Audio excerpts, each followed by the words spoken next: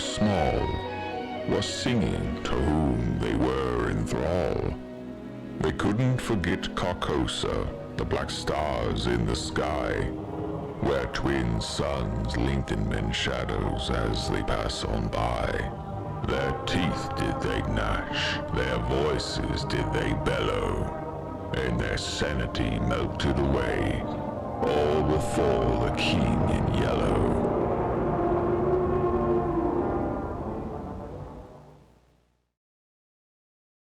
Last session, we started out with Reagan dancing with Kendra and her ballerina friends at Czar Bar. Yep. Encountering... Disco never die. Yep. But you encountered a bottle service girl there that had your table mistaken for another, which was interesting.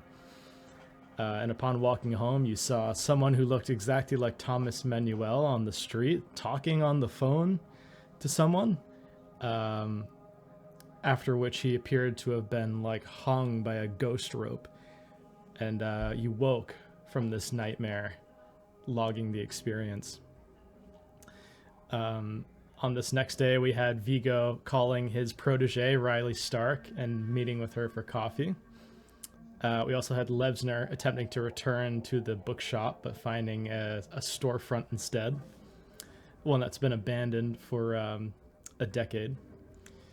Harold and his wife played a couple rounds of poker with another couple named Tom and Edna.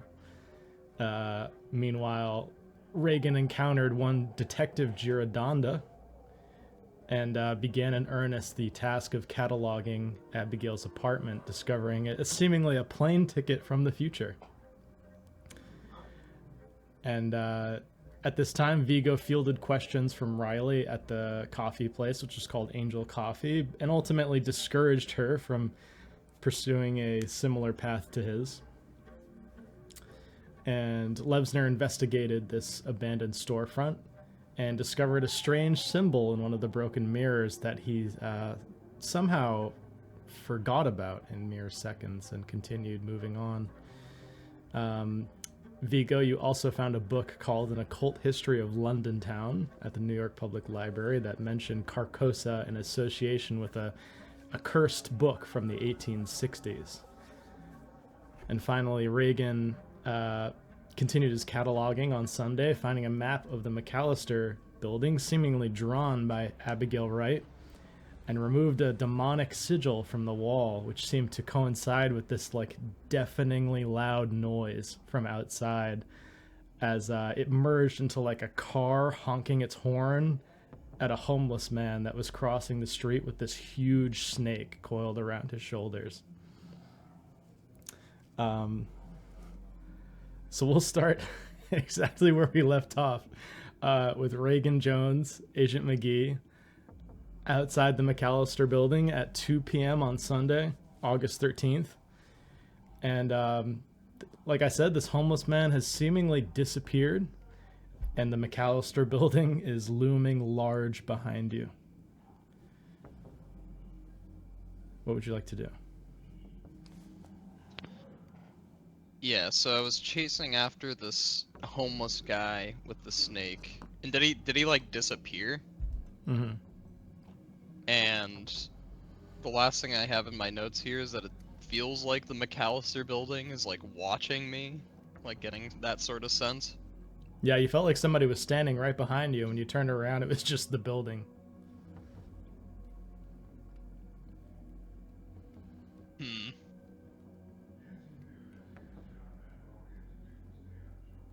Ooh. Maybe I will chance like one more whatchamacallit, one more shift of cataloging. Okay. Alrighty, so for that,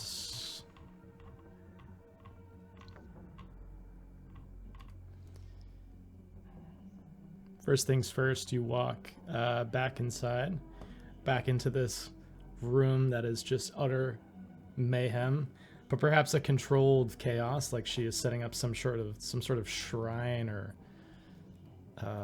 place of offering to something or someone unknown. And as you are gonna take part in this, oh, Runga's here. Ryan, what's up? Hello, hello. I don't think my internet's that good, but we'll find out in a second. Okay, sounds good. But as you begin to catalog anew, why don't you give me a new search roll? Searchy worchy. Wah. Okay. Yeah, so you're gonna get a 1 clue automatically for searching.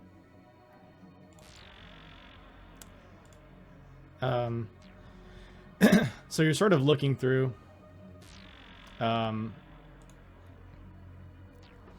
You see, like, in this particular section of wall that you're searching, there's a faded advertisement from the 1980s that says, "For headaches, choose what more and more doctors choose, Advil."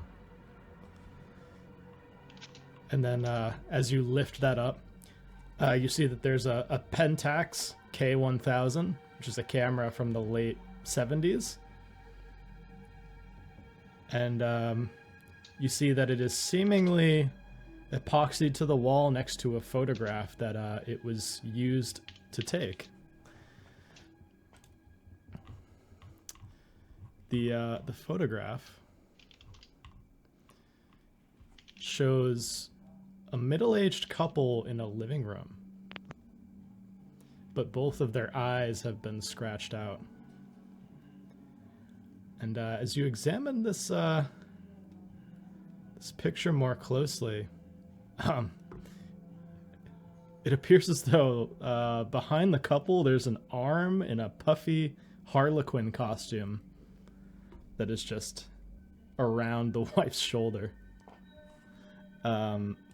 This is the picture in question here.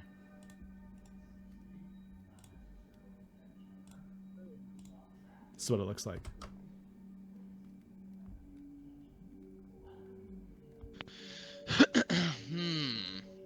Puffy Harlequin costume. And I won't Would this make... be... Yeah, what are you gonna say? Would this be similar to, like, the costume that the dancing clown was wearing? That is correct. I won't have you make a sand check because it's just the arm.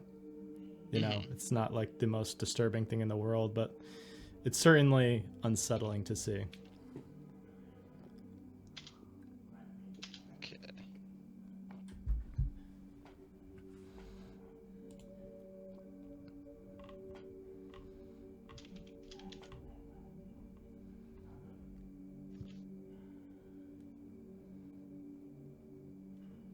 Alright, well...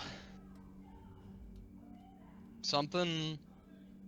Maybe it was just the fact that our cell originally... like M cell originally came here at night, but as it turns into like 6 p.m., which during the summer, like, it wouldn't quite be sunset yet, but you start getting that like more golden yellow to like orangey tint in the sky. Maybe he does feel like a little pang of nervousness being here alone, as if he were to stay here cataloging for like another shift. By the time he'd be done, it would probably be dark.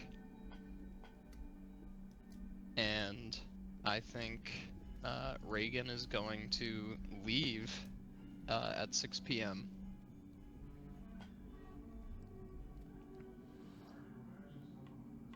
Okay.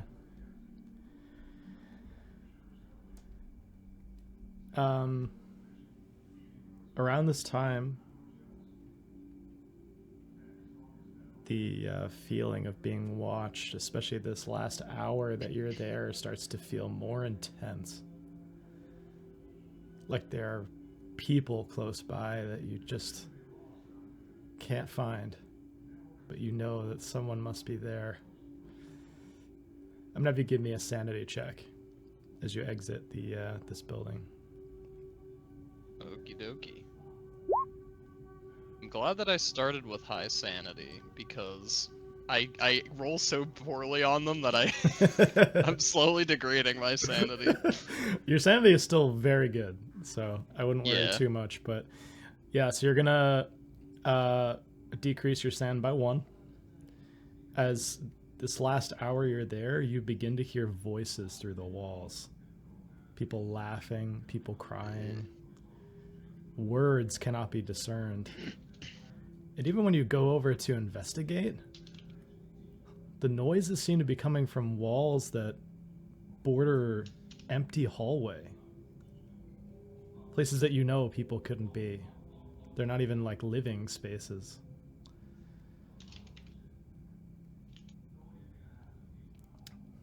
Certainly seems to be something unnatural that's occurring here. But you leave the building. And where would you like to head after 6 p.m.? Well, I know that Reagan didn't get a lot of sleep the prior night. So maybe he's just gonna... This is his lazy Sunday. He's gonna go back and probably just have dinner at his home and head to sleep early, I think. It's been a pretty eventful couple of days. Nice. And we'll cut from there to Harold Burton and his longtime girlfriend Blake, as you guys walk to a soup kitchen in the Bronx that you guys often volunteer at. It's called Mercy Meals. And as you guys walk in to help, there's like this middle-aged African-American woman that's sort of like the head of Mercy Meals. Her name is Janet. And she thanks you for coming in and sort of sets you both up along the line, the serving line. And there's an interesting yellow banner that's hung above the rows of people serving food. It says, "Serve like you are serving a king."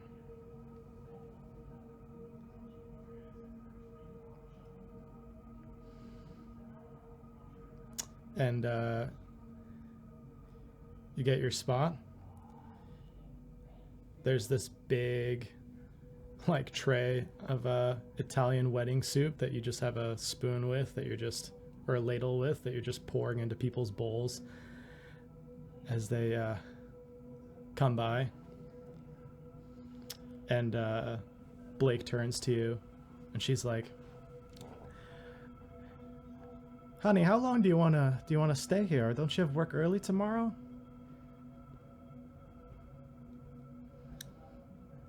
Yeah, I mean, I always, like to go into work early. But I mean, really, it's after the week, that I had, I could really use, just some nice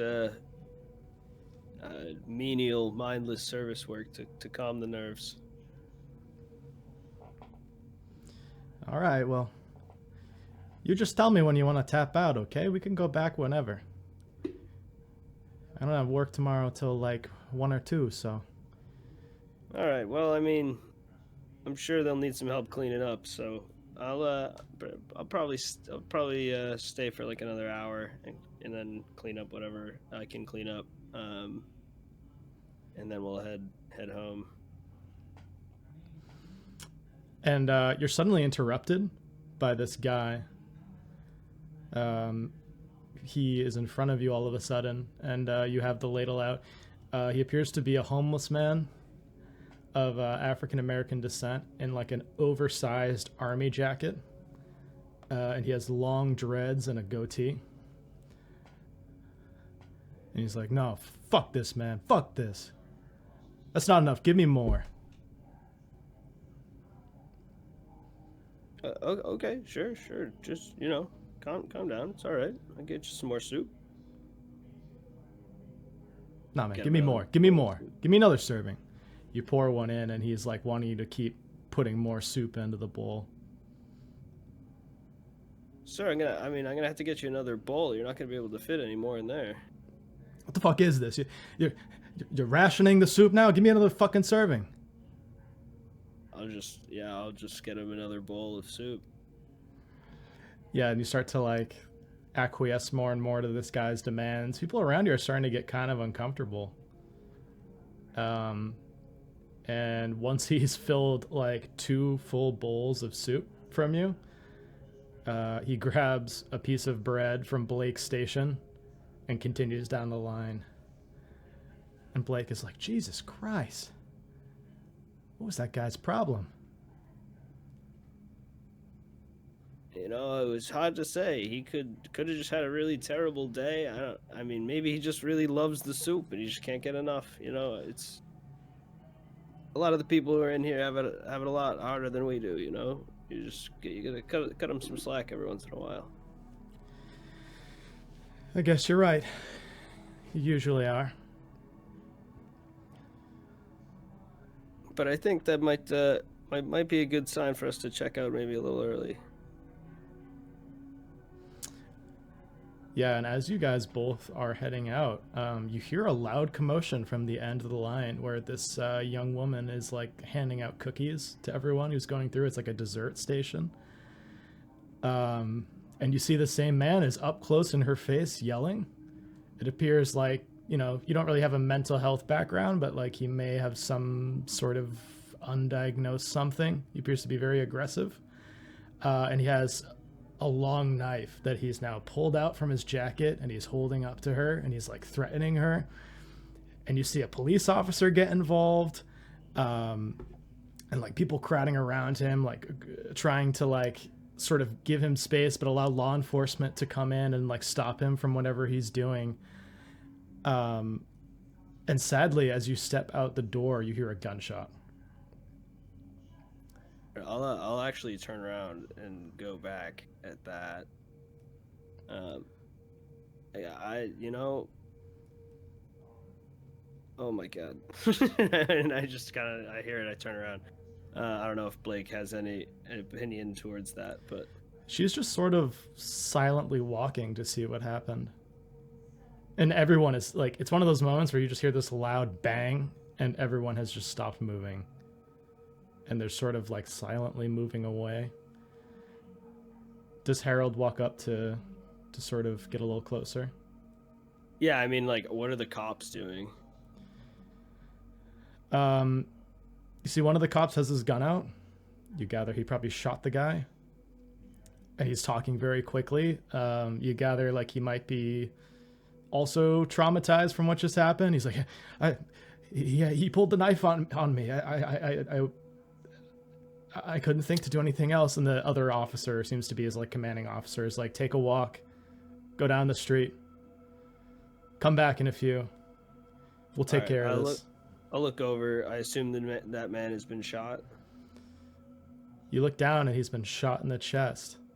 But instead of blood emptying from his wound, you see red tissue paper.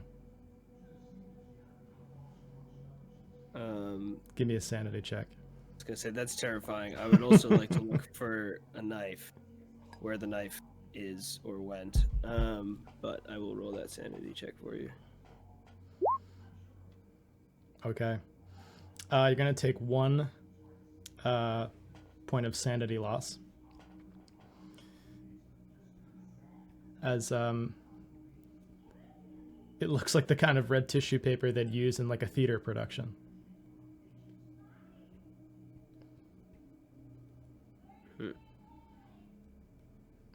You do see the knife on the ground, but there are like cops and everyone else around, and they're sort of like, they don't have to push people out of the way, but they're just sort of like creating a little closed circle around what's occurred. All right. I don't think I can do first aid on tissue paper, so I. Yeah, maybe you look at it like you're going to, and then you just start to like slowly back up. Yeah, that's why I was coming over here in the first place, Yeah. just in case. But yeah, I think in that case it would not be useful.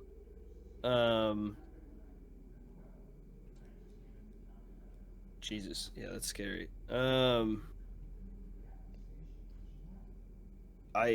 go look and see if I can see Blake, and I'll try to just catch up with her as I leave the scene.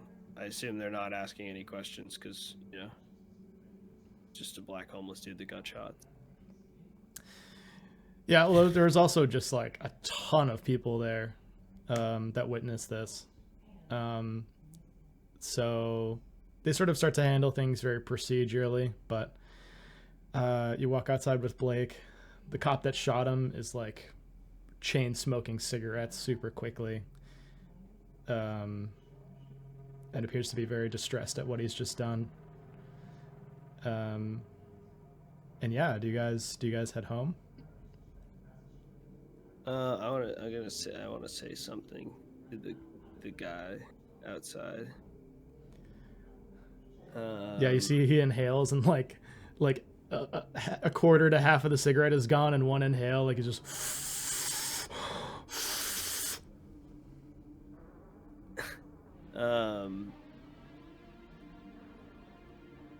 Yeah, I'll just, as I'm like walking by him, I'll just say, I'm sure you're kind of freaking out right now, but you guys do this all the time, so you guys have some channels you should go through at the station. They can get you some somebody to talk to. They'll help you out. I recommend it. Thanks, man. I appreciate it. Are you a former cop or something? I was, yeah, you could say something like that. I worked with the police here and there. Okay. But my primary profession's as a doctor. You doing okay? You got any? You fracture your wrist or anything? I'm fine, man. I'm fine. He puts out the cigarette on the ground and starts to walk back inside. All right, yeah, just take it easy, and I'll head out. Okay. And we cut to Levsner. Ryan, are you able to hear us just fine? Yeah. A maintenance guy might hop by, so I'll let you know if that happens. But good. Yeah, so we're gonna cut to you as your wife Julie is dropping off Danny to your apartment. Mm-hmm. And she sort of takes you aside after what occurred the day previous where he like bit her. Mm-hmm. And he's like, or she's like, look, I think for the time being, I think maybe I'll come visit him at yours if that's okay. I think the change of scenery isn't doing wonders for him. Julie, was everything okay? I mean, and I know we had that incident where he bit you, and I'm very sorry. I did not have anything to do with that. I promise. I don't want to make it seem like I'm somehow plotting to take Danny away from you. So whatever you want, please. If you want to come here to visit him, you are more than welcome to. Just, I think he'd enjoy that more. He wasn't violent like he was with me at first the other day the whole time, but he was just really cagey. He just kept looking through my bookshelves like he was after something. Yeah, I'm not sure. He's been taken to reading quite a bit more. His teacher even brought him on a field trip, and he bought a couple books. So maybe he was just looking for something to read. Yeah, it could be. I just think, as long as you don't feel like I'm intruding on your space, I think maybe having me come to his turf a little bit more would be ideal. Yeah, completely fine with that. More than welcome to. Uh, if he does act out again, just let me know. We can always take him to the child psychologist, and maybe we can try to get to the root of things. He hasn't regressed like this in a while, so it's kind of got me worried, but don't want to put it on him if he's just had a bad day, you know. Yeah. Yeah, maybe we should, I could just run it by the psychologist and see what he says. Yeah, I mean, feel free. Let me know what he says. And just to spice things up, I'll say this child psychologist was also a point of tension in your marriage before you both were separated. He happens to be a family friend of Julie's who misdiagnosed Danny and provided a lot of erroneous and not really helpful advice on this thing or that. So you gather that like she's probably going to go to him and sort of develop an even more like fortified position on this, which is not going to be fun for you down the road. Mm-hmm.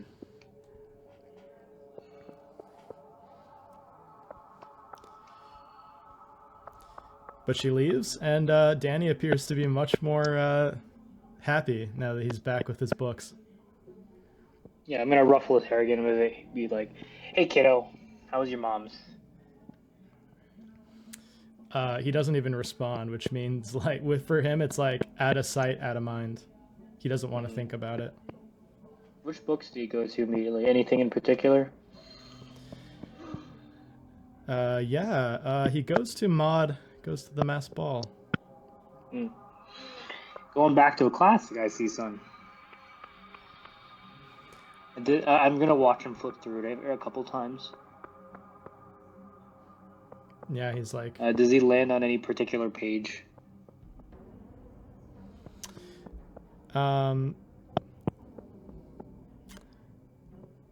Yeah, he does. He sort of like seems to be really passionate about this one page that's like a really well done illustration of Maud when she first goes into the ironworks with Ambrose. And the line of text on the bottom is just, she realized she was in someplace different altogether. Okay. What time of day is it? Is it like middle of the day? Is it like we need to start getting him ready for bed? Yeah, we'll say it's like 6 p.m. Okay, so I think I'm gonna just spend the night just reading with him, going over Maud goes and Masked Ball.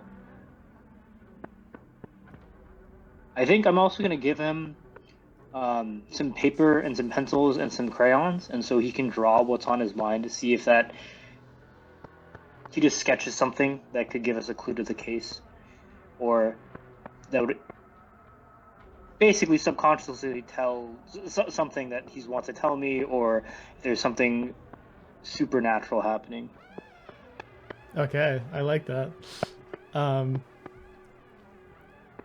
and I'm going to be saying like, "Hey, buddy, let's try something new. Let's here's some paper, here's some crayons.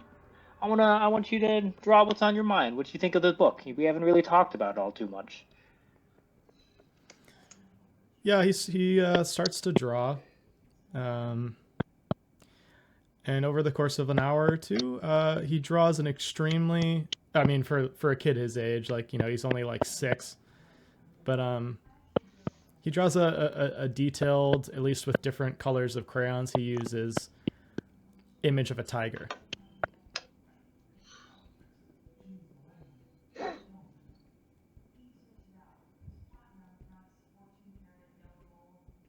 Does a tiger show up anywhere in Maud Goes in the Best Ball? I don't think so. No. And you start to realize he's taken out a lot of like like animal and wildlife books from the library, so maybe it was something to do with that. Hmm. But it's just a huge tiger that he's drawing on this piece of paper. Anything odd about the tiger? Different colors? Not actually a tiger? Like merged with another body of an animal? Yeah, its head appears to have these like, you're not sure if he's trying to draw like something like spiky, but he's drawing a lot of like almost like triangular edges that are coming out from its head. You think it might be like him trying to make a rendition of like fur, Mm-hmm. but you know that like unless he was mistakenly trying to draw like a lion or something, like tigers don't have like manes, Yeah. so it's a bit odd.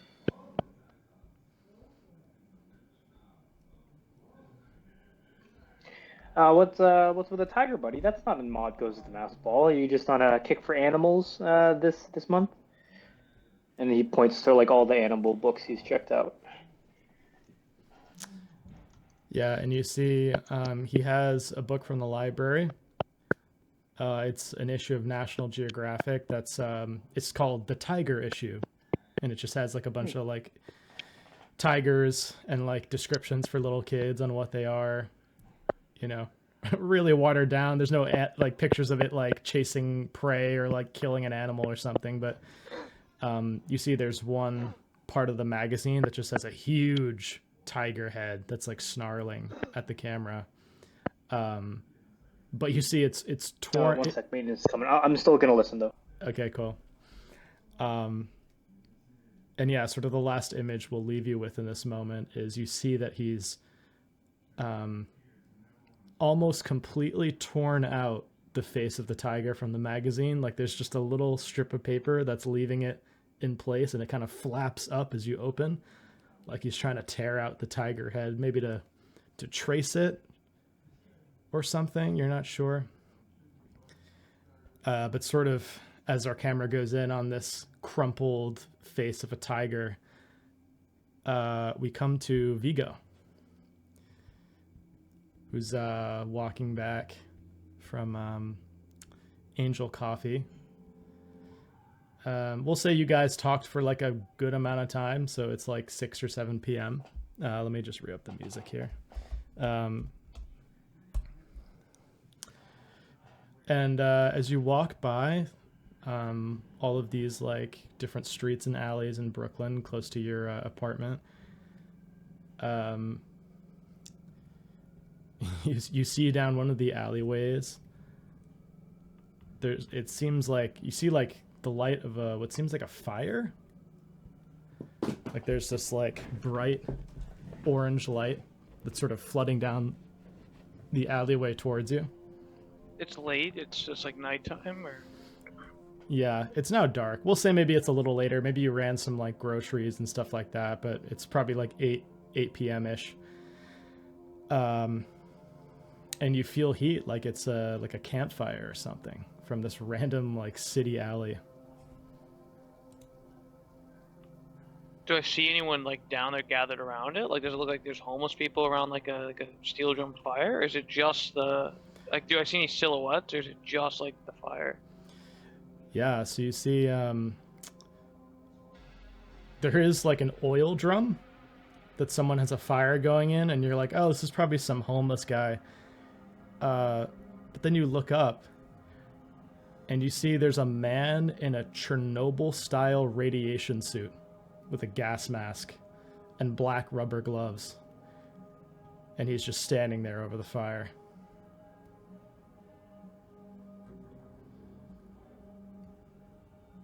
What is he doing with his body? Like, is he standing over for warmth? Does he look like he's inspecting it? I think I would stop and stare. Yeah, give me an alertness check.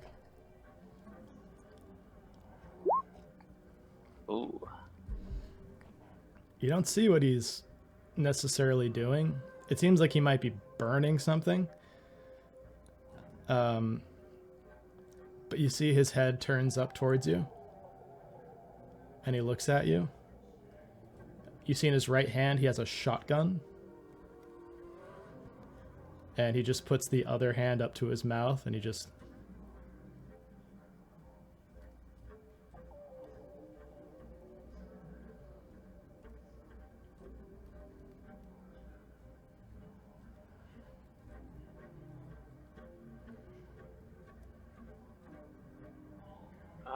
I guess it's time to leave.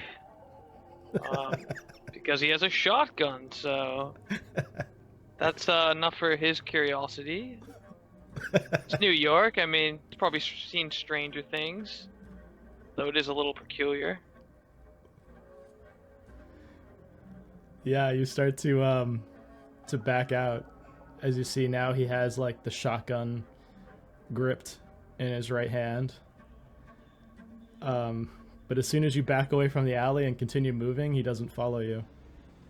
I think, as startling as that is, Vigo is more worried that he's in like a hazmat suit, and he's like, "Is there like some contamination? Like, should I be worried about like?" Yeah. Give me a sanity check for that, because I think Vigo is like, he's dealing with pathogens, and so now he's like, "Is there something I should know about?"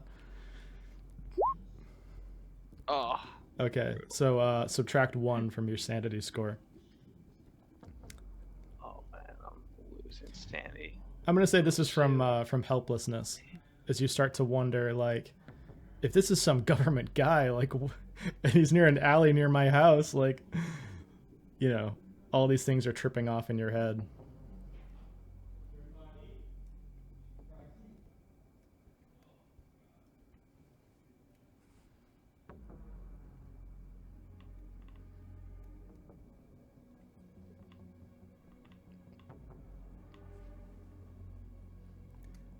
What does he do after this?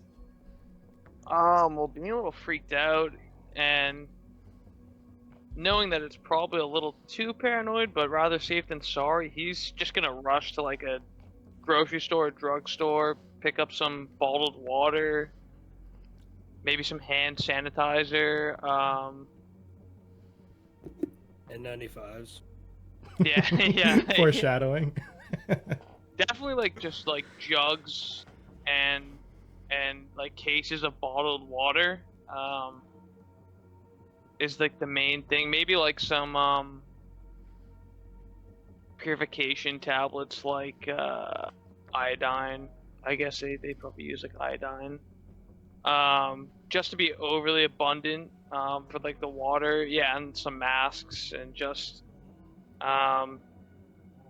maybe a newspaper just in case he's gonna go home. His plan's to go home after that and just throw on the TV, make sure that nothing's going on, calm himself down, and probably nothing, but just to be safe in case something comes out the next few days. He got Giardia once in college because there was a leak in the local water source, and it was not a pleasant experience, Close and to he'll never home. forget that.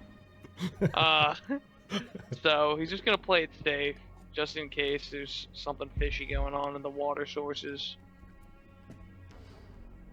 Yeah, I mean, sort of see this in like quick cuts. Like he's buying all these things from the grocery store. He has all these bags that are full of shit that he's bringing back to his apartment. He quickly turns on the TV and flips through every single channel trying to find something, but it's all like just nonsense, like reality TV or like actually I guess that hasn't been invented yet. Mindless MTV and like other things. Back when it was good. Back when it was good.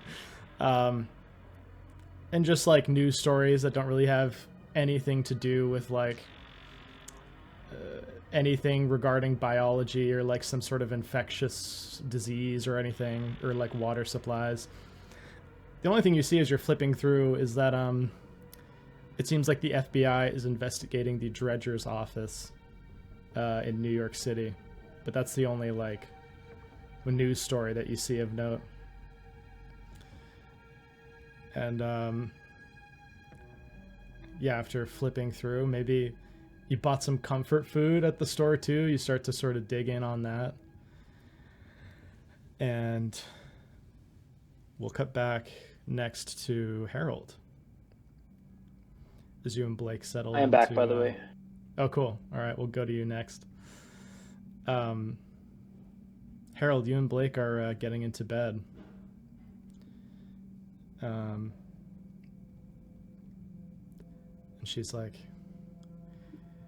I can't get that out of my mind, what happened at the soup kitchen earlier.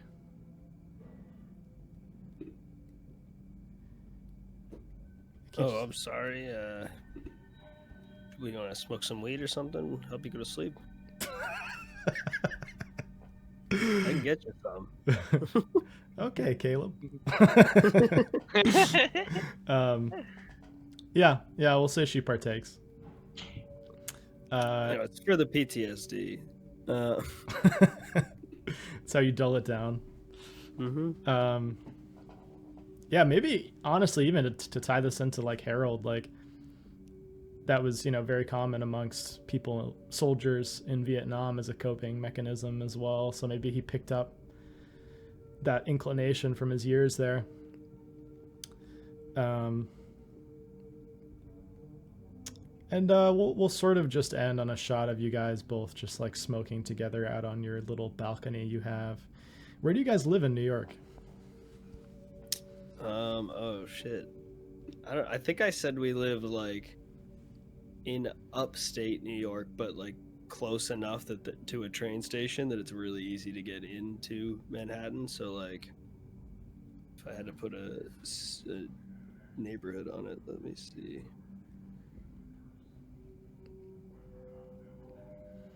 Trying to think what's up there.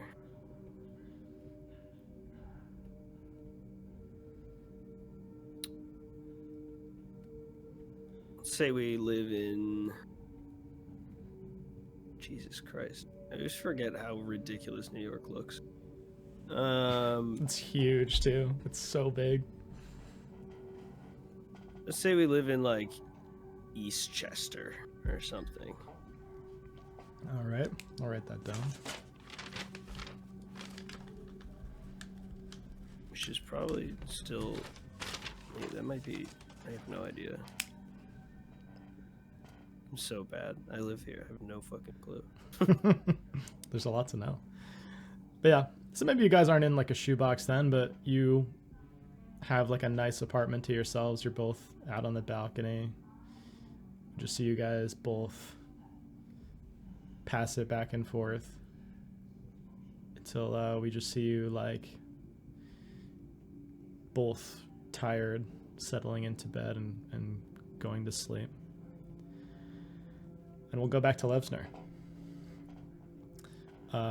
So where I left off with Levsner is you saw that Danny almost completely tore out the picture of the lion, or sorry, the tiger, in the National Geographic magazine. Like he was gonna use it for something. Did we rent that? Yeah, unfortunately you did. Ah! You see like the New York Public Library stamp on the outside of it. You see me. You see the camera like in front of Danny, and you just see Levsner just facepalm. But that's funny. You go back to the stamp for New York Public Library. Abigail Wright. What? There are names for Wait, people you mean... checking out the book. Yeah. What? You see Abigail Wright. As in, like, that was the last person to check it out, even though Danny had checked it out with Julie, or whatever. Doesn't even appear to be, like, the last person. It looks like it was in a kid's handwriting. Oh, I don't like that. I that, and I pat Danny on the back and like, Danny, did you write your teacher's name in the book here? Shakes his head no. He starts to crayon his own name in there. You That's see, kind of cute. You see like a D and then an A that's like way too high up, and then like two N's that look like an M, and then a Y. Do any of the letters match Abigail Wright's name? Like he could have actually written it, but was just lying. That is an excellent question.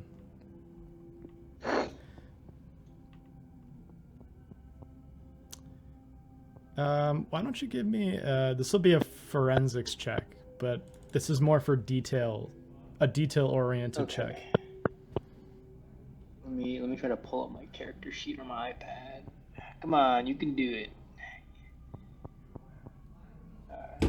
Oh yeah, if you need me to roll too, let me know. No. Cool. Oh, I got a straight 0 on it. What was that? I failed. Okay. I don't think I'm gonna press that. No, It does not look like his handwriting. It looks too neat. It looks like okay. Like it had to be a girl of maybe like 9 or 10 years old. Mm-hmm. Like it's kind of refined, but it still looks vaguely like a kid wrote it. Mm-hmm. Danny, did you by chance look at this? Sorry,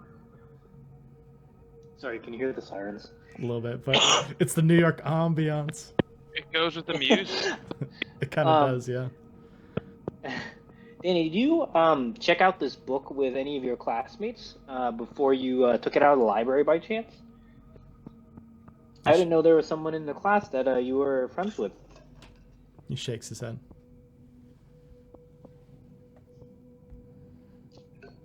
That's okay, buddy. We'll have some playdates with some of your classmates soon if you like them. No pressure, though. I know how you like reading by yourself.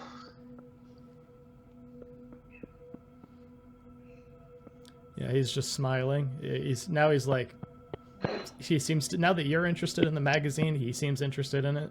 So he's flipping through, and he's crayoning in like additional sets of ears to all the tigers in the book.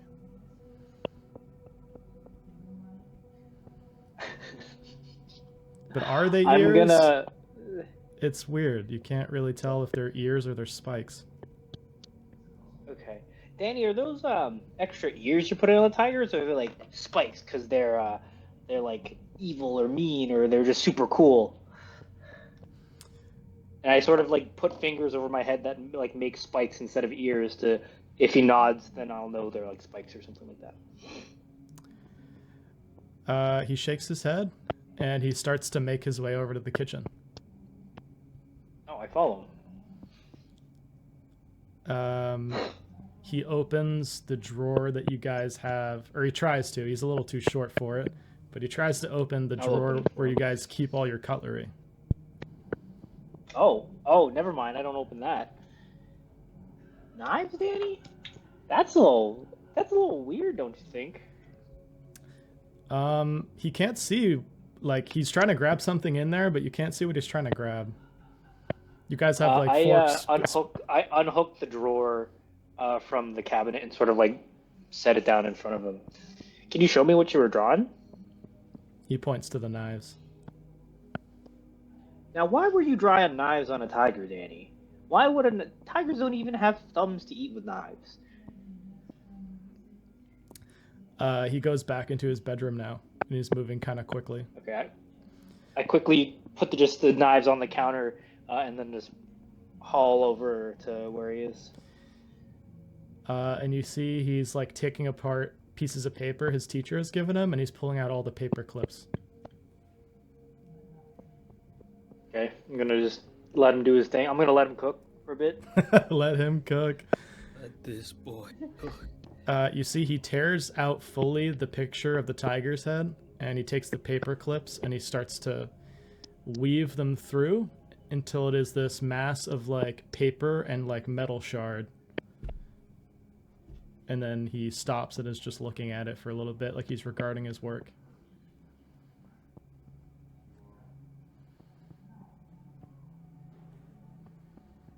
Is there an equivalent of an insight check I can make to try to understand what Danny's trying to do? I don't understand. Ryan does not understand. Yeah, let's think here. I'd say probably this would most likely fall under like hument. So you can make a hument roll to see if you understand what he's getting at. My character sheet disappeared. Can you roll this one?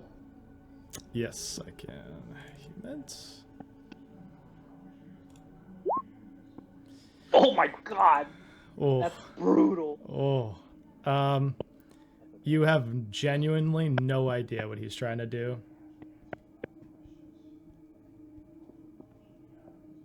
I'm gonna try to provoke him here a little bit. I'm gonna say, "That's a nice piece of artwork, Danny," and just like tap him on the back, sort of feigning off that I don't really understand, and see if he tries to go further in order to try to explain it to me. He doesn't go further in trying to explain it, but he starts to evolve on what he's making, and you see he tears out other pieces of other pictures, magazine pictures of National Geographic tigers, and he's folding them together to vaguely make the shape of a tiger on the ground, and he's threading paper clips into it so it looks like like a spiky tiger is what you can sort of best guess it is. I'm glad you're having fun, kiddo.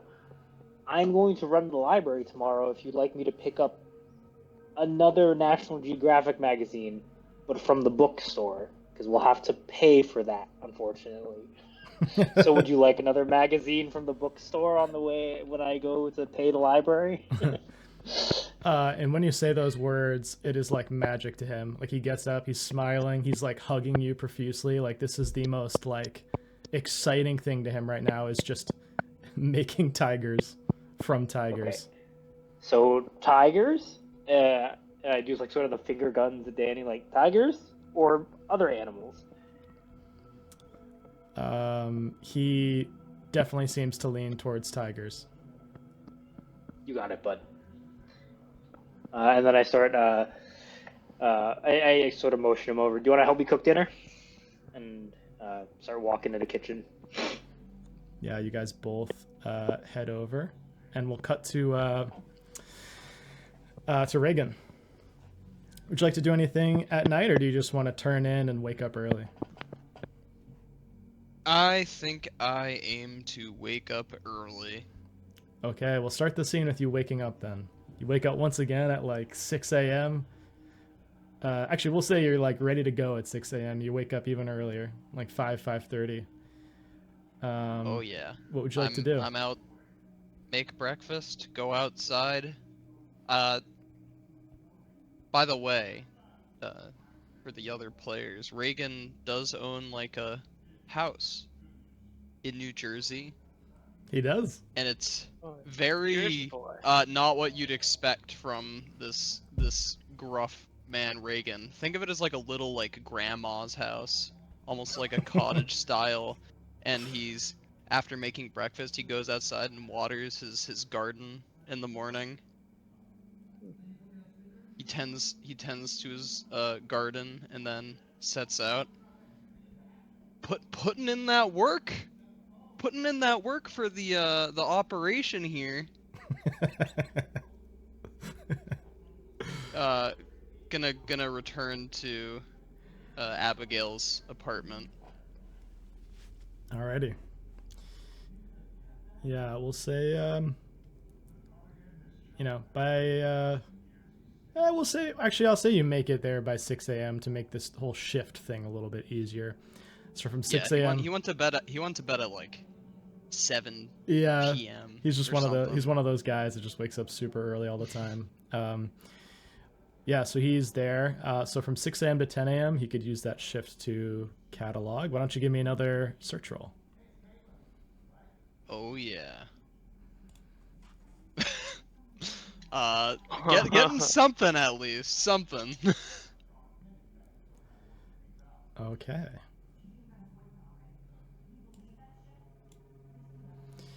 So, Dude, wait, have we set up like a plan to meet each other again at any point? You have not yet, but you certainly could since you have everyone's pager and everything. Okay. Well, I'll just keep going with what I'm doing for the time being. Alrighty. I'm just going to move some things around here so I can reveal this.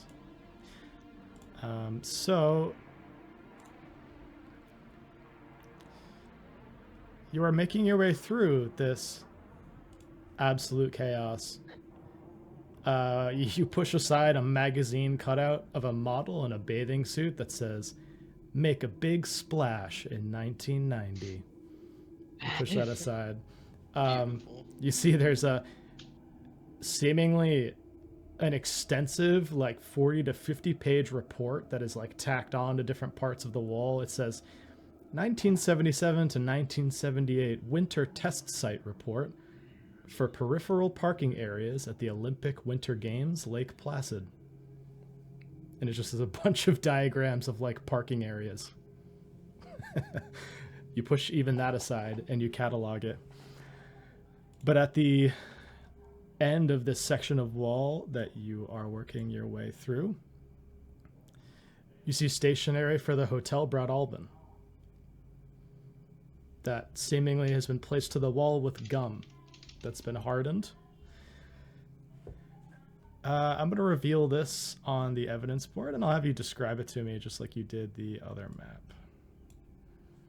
So this is what you see. Oh. It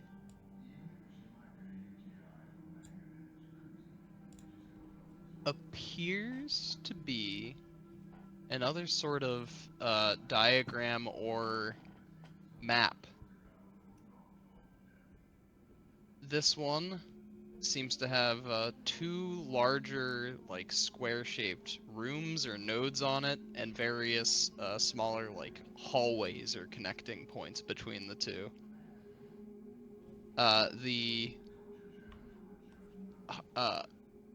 upper of the two boxes has an X in it, and I'm trying to... Cursive is not the easiest thing to read, but I believe that's just saying ELEV? Is that a V? Mm-hmm. So it could mean like 11 or something, and on the outside of that box it says basement, so perhaps that room is the basement. Following this path downwards, it takes a turn and there's a dead end, but then it takes another turn and there's another another bend where on the corner there's a marking that says WL, whatever that means. And then it eventually ends up branching off into yet another path or towards the room at the bottom, which also has an X, and it says JL Bottle. JL. Excellent description. Yeah, you see this. It's stuck with a piece of gum to the wall.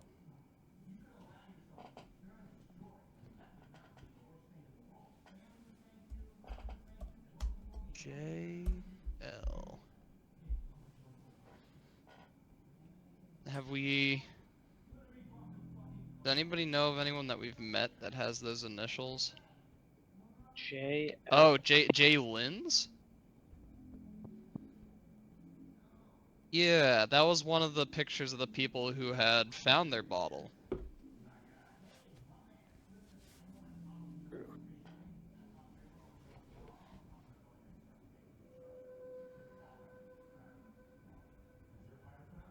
So perhaps this is somebody who had gone to,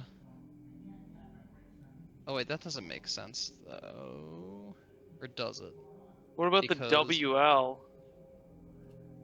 WL... That's a good question. That's kind of odd. And is that elevator at the top of the X? Oh, No, it could totally just mean elevator. True. I thought I was like 11. Oh, yo, we could totally take an elevator into the basement. This doesn't look anything water like line? Maybe it's water line? Oh. No. Oh. Does this layout look anything like the basement that we had gone into to check the power? Okay. No, there's no elevator in the building either. Ooh. Fuck. We got ourselves some stairmasters in this apartment building. Not that the elevator would work anyways, with the lack of electricity. Yeah, so elevator. So we'd have to take some sort of elevator to get into the basement. Unsure of what WL means. The interesting thing is that we had met Henry Castaigne, right? And Reagan had like a little side conversation with him about the bottles, and he said that you're supposed to search for your bottles in like this, like your bottle in this labyrinth, which is interesting to me that there would be a map to the basement that shows where one of these bottles is. Unless this is a map of a part of the labyrinth, or somehow this Jay Lynn's lost their bottle after retrieving it. Anyways, if we ever figure out where the basement is or find an elevator, maybe we'll be able to check these things out.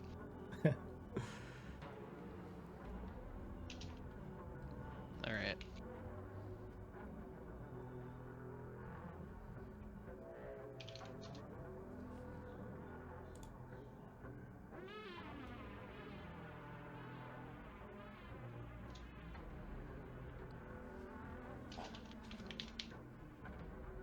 Alrighty. And once again, you feel like people are watching you. And once again, earlier this time, you start to hear voices, like there are people speaking in the adjacent rooms. They sound louder now. Like they're getting closer. And you're starting to hear like words. Like people are speaking to each other. Give me a sanity check. Shit. Yay! Nice. As soon as you start to listen to what they're saying, the voices start to go away. Almost like, Ooh. in a weird way, like when people know that they're being listened to, they stop talking and move somewhere else. And these noises start to subside. So I've staved off the insanity for the time being. It seems so. Alright. I'll probably be, in that case, if I'm not going insane at the end of the first shift, then I'll probably stay around for another one. Gotta put in my 8 hours, you know? Alrighty. Excellent. Why don't you give me another search? Alrighty.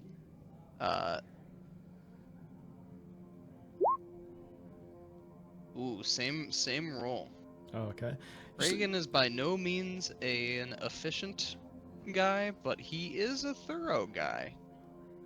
He's a little slower than most, but maybe that's a good thing in this sort of situation.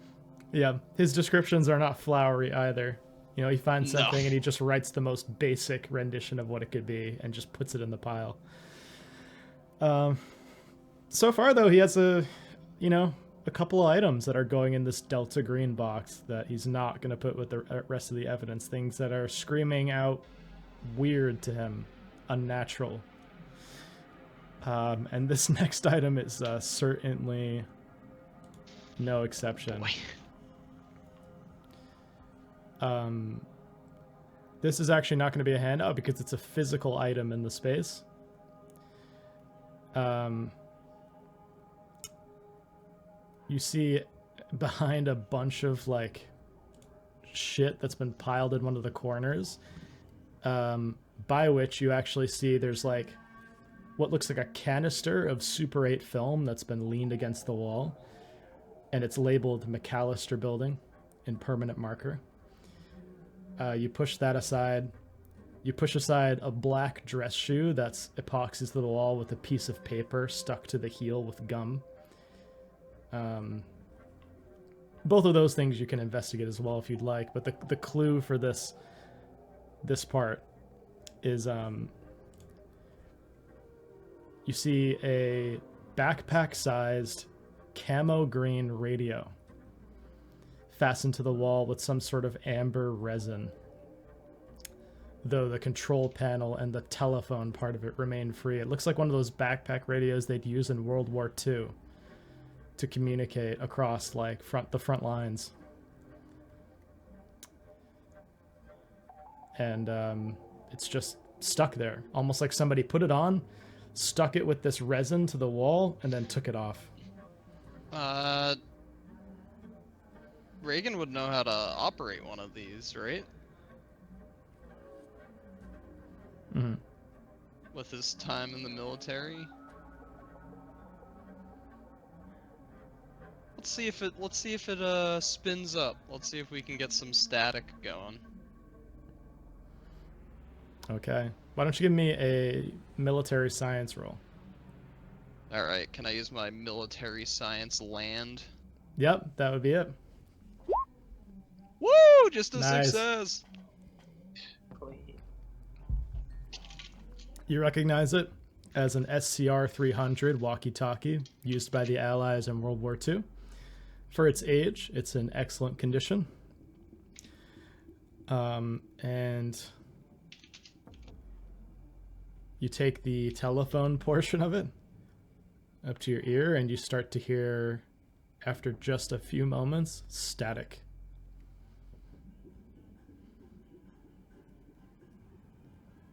Alright,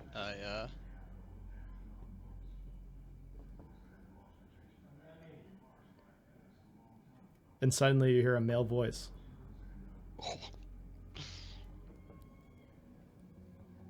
I'm only going to say this once because it happens this quickly. You hear a bunch of words said in a monotone male voice that say, India, Moon, Dallin, Exeter, Daimonian, Seer. And then just blares of static like it's super far away from you. And then the voice goes away.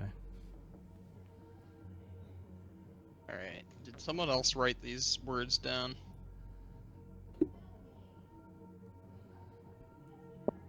No, after the second word, my brain started I got getting India, Moon. I don't know what the third one was. Was it? What did he say? Dallin? I thought it was Yeah, Dowell. yeah. I was only getting like Dowell the is what first you think you letter. heard? Oh, I said If you say Dowell. like the Dallas. word, Okay. maybe I can confirm it, but I did not. And then I heard Get that. Exeter. Yes, And I did hear an then- Exeter. I heard a seer or something. Then Daimonian was the next one. Yeah, yeah. And then sear, whether it's like searing like meat when you're cooking it or sear. Or SE. Yeah. Yeah. Whatever. We'll have it for now. Yeah, I'm gonna. Do the I'm, first I'm letter writing. I'm writing spell down anything? all. I'm writing down like alternatives. Daimonian I spelled Dymonian because I don't think I've ever heard that word before.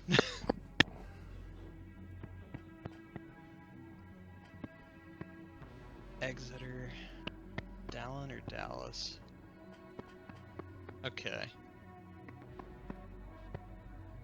Yep, I think he immediately just tries to like think back on all those words and maybe just as you had only said them once to us and we had to kind of run through our heads as to what those words might have been. It might actually be similar notes that he begins to write down, just like 1, 2, 3, 4, 5, 6 different rows of poorly spelled words on Reagan's part. Probably not the strongest speller, but he tries his best to write words in alternatives where he's not sure. I love it. And yeah, you just hear static come through at the end of it. and the voice does not return. The only other thing you notice is there is a serial number on the backpack, which is common to these SCR 300s. Yes, and what is that serial number?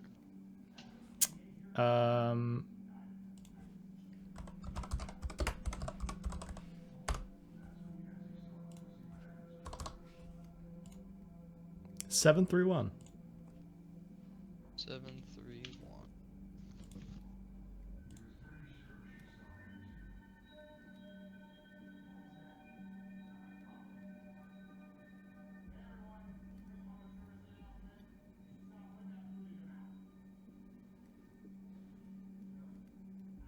Okay, well that was pretty good.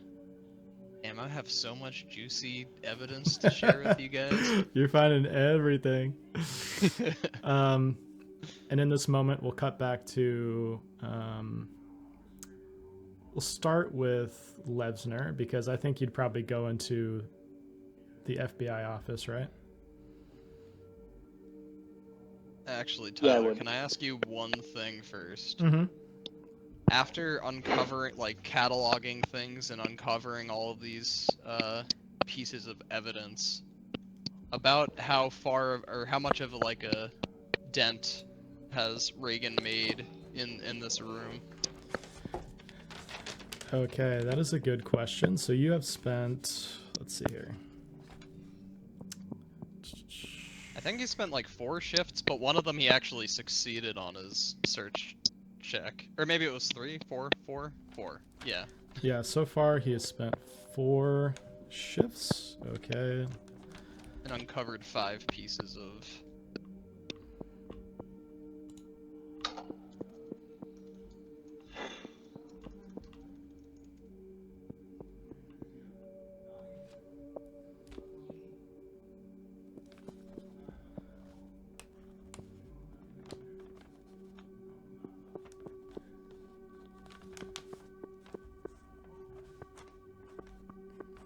Okay. He gathers he is 1/6 of the way through. Holy shit, I need your guys' help. We'll be checking in What are tomorrow. you doing right now? I'm doing what we were Send him tasked you. with doing, which is cataloging the apartment. Oh yeah. Yeah, I've it's, spent 16. I've Well- spent like 40% of an actual. for sure. Yeah, no, I think now would be the time, because he's been at it for like 2 days now. He might even stay another shift today, because it's like getting pretty juicy for him. But there's got to be like a way to communicate, just like that he's at the McAllister building. yeah, you could hit everyone up on their pagers or something. Yeah, just like essentially send whatever, how many characters he can send to just indicate McAllister building. Okay, and yeah, we'll cut to Levsner receiving this. You are walking into the FBI office on Monday, August 14th. Okay. And as you arrive, the squad secretary, who is essentially the secretary for everyone in your particular squad, comes up. Her name is Melanie. Mhm. And she's like, Richard, we just have some mandatory training this morning, but I don't think it will take very long. All right. Thanks, Mel. I mean, nothing goes wrong in training, right? Better than doing desk work all the day. Ah. Yeah, well, I'm lucky. I'm going to get out of it today. I already did it last week, so all you latecomers to the training can head over to the conference room. She Great, thanks, bustles. Mel. She bustles on back to her desk. you see like a projector has been set up with slides, and you see the it says on the screen, transitioning from FOIMS to ACS, and then in parentheses it has automated case system.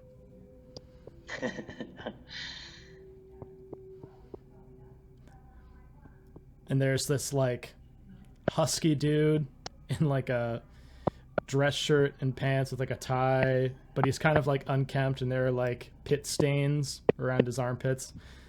And he's like, "Oh, Richard, come in." Am I the only one in here? No. Okay. You see, I'm like, fuck me. You see some other people from the office. Though it is like a much bigger conference room. No, he's not. He also, actually, I'll say this. On your way past your desk, you saw that he did leave you like a sticky note on top of like a packet of something. Because you told him to research something. Oh, yeah, I did tell him to research something. So I forget what it was. Yeah, Mel kind of interrupted you, but you did see like it was on your desk, so does seem like he found something. But yeah, you head in, and this guy's like, this Friday, the FBI will initiate a major change to its automation system when the entire agency moves from FOIMS to ACS. And he just clicks, and the slide changes. ACS, automated case system, it says on the screen. ACS was designed as a comprehensive and integrated system that will automate case management and allow for complete access to investigative information throughout the FBI. Slide changes. At the time of our transition, the data on every item listed in FOIMS will be automatically transferred to ACS. Although there are many differences between the two systems, the two most notable are the addition of full text retrieval and universal serialization. In ACS, any FBI-generated documents such as FD302s, inserts, and ECs can be uploaded to ACS, and employees throughout the FBI can review the document using this computer system. Changes the slide, and you see there's like 3 different types of computers on display. Each of them, the different kinds that you use at the FBI is actually. desk Could you roll back that slide? I'm gonna take some. I missed some notes. Rolls it back, says it again. When a document is entered into ACS, it is assigned a universal serial number. And he puts it up, and you see there's like a different, like each of the letters and numbers has a corresponding value to it or meaning. In other words, in any given case, there is only one serial number, rather than a serial number in every field office that participates in a case. If, for example, Buffalo uploads a document on a case into ACS, the system automatically gives the document a serial number. For example, serial 100. If Atlanta serializes the next document, the document is serial 101. There's like this like really stupid diagram for people who just cannot understand what he's saying. It's like 100, 101, 102. And each of them has different... hate this. I've run across documentation like this before, and I'm like, fucking, this is useless.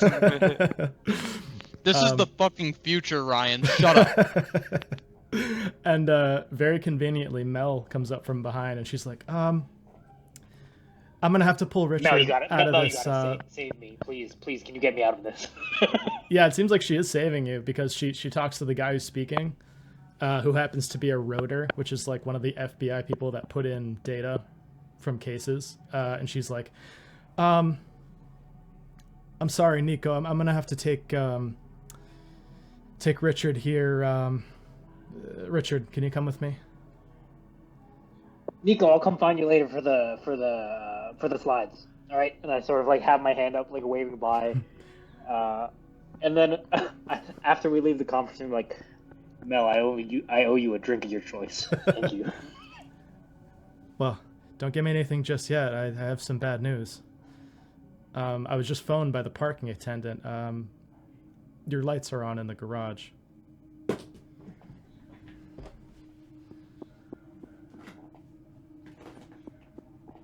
Uh, uh weird. All right. I'll go check it out, I guess.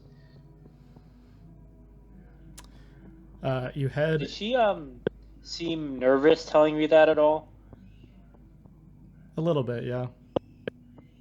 I can sort of. I'll press her on that. No, are you nervous about telling me my lights are on? What's the deal here? This isn't something that you take me out of training for. No. I just have a lot on my plate. I'm sorry. I don't mean to stress you out. Is there can I do a check for that? You don't have to. You sense that there's something else Okay. that she's not saying. Well, let me turn off the lights and then let me see if I can help with that. You did save me from a boring training after all, so anything I can do to repay you, that'll happy to do it. And I'll just run downstairs to turn off the lights. Okay. You hit the button for the elevator and bing, it opens. Notably, I'm still gonna have my sidearm. And you see Agent Marcus standing there in the elevator. Do we know each other at work? No. You gather this Nice is weather we're having. This is a significant breach, whatever he's just done.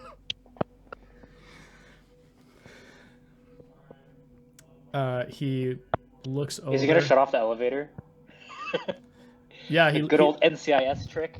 He looks over and he pushes P4, parking 4, and a light comes on, and he just says, "Do you know this building used to be a Masonic lodge?" I'm quite sure this is against protocol. Also, Doors closed. was unsure if you actually worked here. We're not there yet. And he just waits until the elevator goes down. And he leads you to what a lot of agents jokingly call the dead zone. It's an area deep in the bowels of the garage where there are no cameras. And he takes you not to your car, which certainly doesn't have its lights on. He takes you to his car, which is parked in this area for management of upper management of the FBI. There's just an exit light in the corner that's just intermittently flickering. And he's like, "I don't want details yet. Just give me yes or no answers to what I'm about to ask you. Got it?" Yes, sir. He looks around, like, nervously. Is an unnatural influence behind Abigail's disappearance? Did he ask, is there, or there is? Is an unnatural influence behind Abigail's disappearance?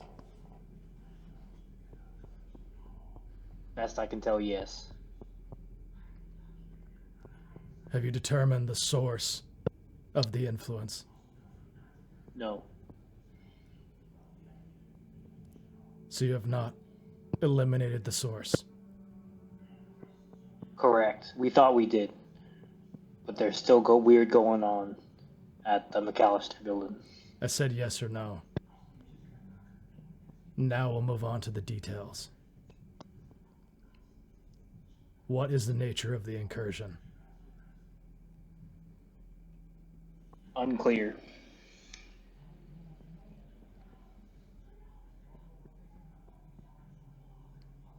Is the McAllister building the only vector for this incursion?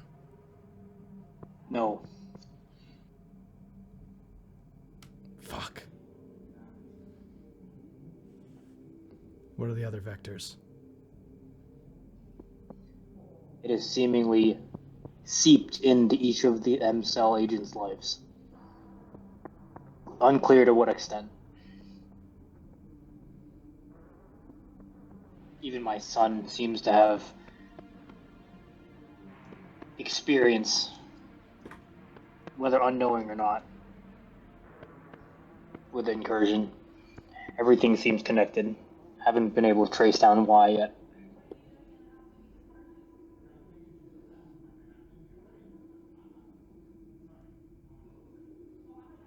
And what you're telling me is observable truth. This is intel that you're sure of.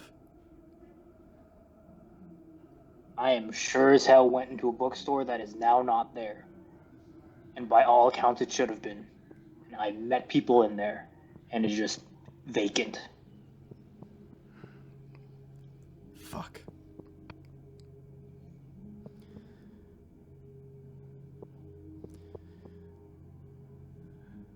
I don't care what the truth is. Insofar as we're concerned, we're not compromised. I don't believe so either. People are starting to act weird. That's for sure.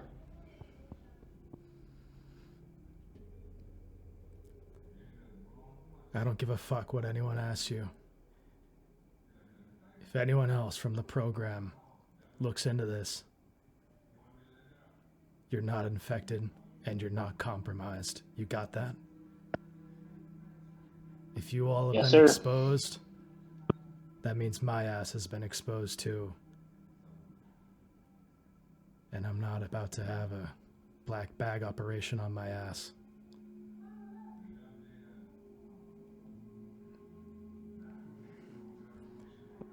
So, having been in Delta Green for at least a little bit, do I know what he's talking about other people in the program, like other cells, and also this notion of being infected?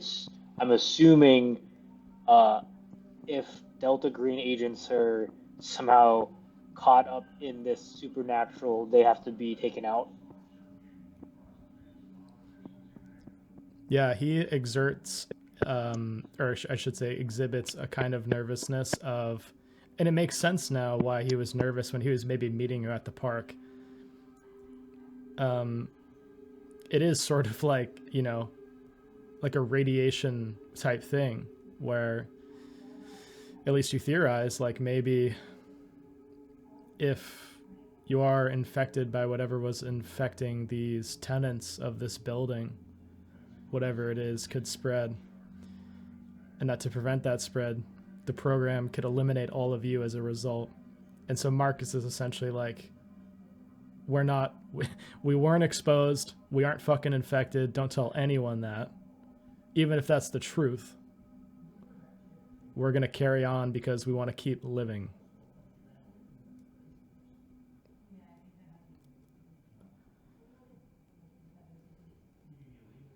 So you can do with that information what you will, but I offer up a thing right before we leave. Do you want names of suspicious folks, or do you want us to handle it?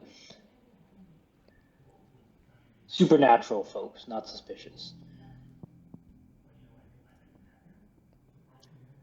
here's what I think should happen. Log the evidence as quickly as possible. Move anything unnatural to this storage unit.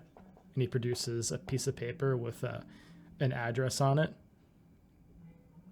It looks to be a storage facility in Jamaica, Queens called We Store You.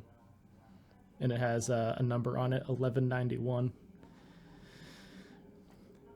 And he says, after that, turn this whole thing into a bang and burn. I don't care how you get rid of those people in that building. I don't care how you get rid of the building itself. But I want the building and the tenants gone.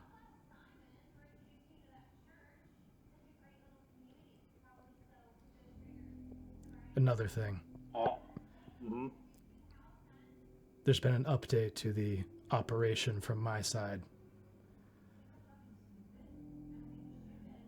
The FBI is converting to ACS this week, effective Friday EOD. This means I won't be able to manipulate our subfiles anymore, at least until I get an agent to handle the metadata in ICM. This means I need all of your evidence by Wednesday EOD. All of the evidence from Abigail's apartment, bagged and logged. You will need to personally ink every log sheet. I don't want any record of the other agents being there, no signatures or other marks of identification.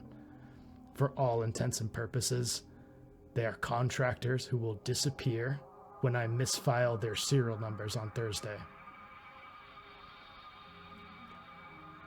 If you don't submit your 1Bs on time, I can assure you that you or your agents will be protected. Is that understood? Yes, sir. I'll handle the Got rest me a of good the time. I'm leaving now. I'll handle the rest of the casework for you. Just log the evidence and take care of the rest. And he just gets in his car mid That's conversation. fucking sick. That was so cool.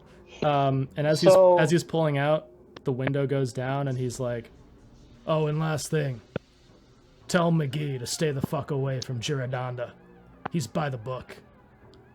Window goes up, and he Before drives. the window goes and it go up. Yeah. Okay, never mind. No, what would you No, what would you it's say fine. in this moment? You know where to get some dynamite by chance, Marcus? Didn't you work the bombing case last year? Figure it out. Window goes up. Wow. I'm gonna take that as implicit approval. Let's go. You look Guys, we're gonna need to pull some all-nighters, man. Can I have You some probably dynamite? will. You know where to I'm find gonna the dynamite. I'm gonna use one of the payphones and basically call Sarah. Right? That's my girlfriend right now. Yeah. Oh, right now. And ask her if she Oh. can, Hey yo. I'm gonna see if she can watch Danny for a couple days. Basically tell her I have to pull some long shifts. Okay. She's like, yeah. I'll take off work. Don't worry about it. Bro, this girl loves you. Yeah, I mean, I was asking if it was okay, not that please take off work. I could also hire a babysitter. But yeah, If you would like to. yeah, she like no questions asked. It's just like, yeah, I'll do that for you. I get it. She can hear it in your voice how stressed you are. Maybe there's even a part of her that knows this is some other side of you that comes out once in a while when you're on these sort of cases. But yeah, Marcus has just told you to eliminate every possible vector, including the building and its tenants. I mean, if there's no building, there's no spirit building inside of it, you know? The logic is foolproof. I don't know, man. I mean, they can't get out of the spirit building if there's no spirit build, or if there's no physical building, you know? Yeah, it does seem like it's some sort of like anchor to our actual reality. Yeah, let's hope. Who's Girodonda, Seth? He's the detective that was on the Oh, okay. Abigail case. Yes. Okay, sounds good. Who, yeah, I encountered him last session and he was asking me a lot of questions. Yeah, because we didn't know if he was a real FBI person at first, or like a real like law enforcement person. Yeah, he's city police. Yeah, gotcha. Okay. After that phone call, I'll head over to the apartment since McGee paged everyone. Okay. Yeah, maybe I'll even get like urgent messages from Levsner, like, you need to get the fuck over here as quickly as possible. We need to file this shit as quickly as we can. If it's a one-way pager, I'll page everyone and say, imminent deadline, all cataloging by Wednesday, and then overtime. Nope, I gotta go. I'll be back in a few days. Say nonchalant to my partner. Where are you going? There's some very important work that has to get done, and it's more timely than usual. All right, but make sure to call me, okay?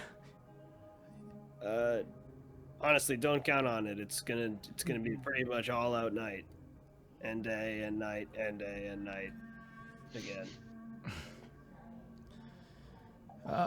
Okay. And she's like, sorry, yeah. you caught her on the way out too, and she's like, whatever, okay, I'll see you when I see you. She gets into her car. No keynote speaker at a veterinarian's event. Here's how you I'm spay a upset. dog. I didn't hear a see ya toots in there. See ya, toots. I'm walking here. What is Levsner's criminology? Good question. Let's pull up my character sheet. He's a big criminal. Criminology is 10%, which is surprising, to be honest. Oh no, it's 50. There it is. Yeah, I was gonna say Nice. it's 50. Okay. Like, there's no way it's 10. Okay. Yeah, so with 50, you know someone within the city that could procure explosives for this. Okay. It has to be like he's not attached to law enforcement, right? This is like precisely. This is like an underground deal going on here. Yeah. I'll have you pick a number between 1 and 3. Oh. Th- Pick number 3, my lord. Yes. 3. What? Pick number 3, my lord. Yeah, there is a drug trafficker in the city that you flipped into being an informant. His name is the Somalian. That's sick. He's a black guy out of Queens. Is that relevant? It's part of his description, and he can only be reached by using a particular payphone. Okay.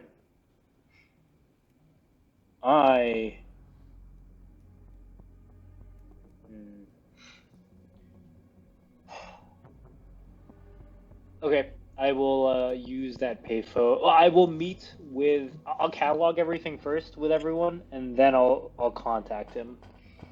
Okay, so we'll cut to the scene. You guys are all at Abigail's again.